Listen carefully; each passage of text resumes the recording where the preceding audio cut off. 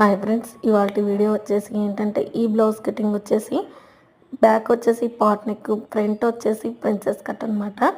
మనం అలా back neck అలా కట్ చేసి ఫ్రంట్ వచ్చేసి ప్రిన్సెస్ కట్ చేశాను. ఫ్రంట్ నెక్ వచ్చేసి స్టార్ నెక్ పెట్టానండి.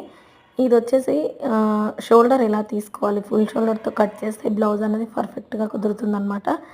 నేను ఎలా కట్ చేశాను అన్నది ఫుల్ వీడియో లింక్ అయితే కింద ఇస్తాను, కావాలన్న వాళ్ళు చెక్ చేసుకోండి. నేనైతే ఈ మధ్యకాలంలో అసలు టైలరింగ్ అనేది నాకే ఇలా జరుగుతుందా, అందరికీ ఇలా జరుగుతుందా తెలియదండి. ఏంటంటే నేను అసలు చేయలేకపోతున్నాను అనమాట. అంటే నాకు హెల్త్ పరంగా కాదండి, పనుల వల్ల. ఒక్కసారి గ్యాప్ ఇచ్చాననుకోండి, మళ్ళీ పని స్టార్ట్ చేయడానికి చాలా టైం పడుతుందన్నమాట. ఎందుకు ఇలా జరుగుతుందో అర్థం కావట్లేదు. ప్రతి ఒక్క టైలర్ పరిస్థితి ఇంతే నాకు తెలిసి. రోజు వర్క్ చేశారనుకోండి, ఎన్నైనా కుట్టగలరు, ఎంత స్పీడ్గా అయినా కుట్టగలరు, రోజంతా కూర్చొని నైట్ వరకు కూడా కుట్టగలరు. అది ఒక్కరోజు గ్యాప్ ఇచ్చినా కూడా మళ్ళీ వర్క్ స్టార్ట్ చేయడానికి గ్యాప్ వచ్చేస్తుంది. మళ్ళీ వర్క్ స్టార్ట్ చేయాలంటే బద్ధకంగా ఉంటుంది.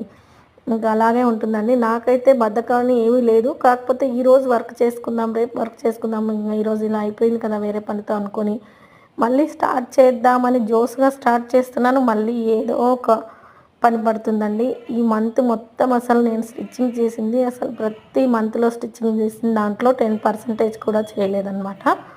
అంత దారుణంగా అయిపోయింది టైలరింగ్ విషయంలో నా పరిస్థితి. ఇంకా రేపన్నా స్టార్ట్ చేయాలి వర్క్ అనేసి ఇంక ఈరోజు అయితే ఎర్లీ మార్నింగ్ వచ్చేసి పని కంప్లీట్ చేసుకొని కటింగ్లో అయితే బిజీ అయిపోయానండి. ఈ ఫుల్ వీడియో కావాలంటే లింక్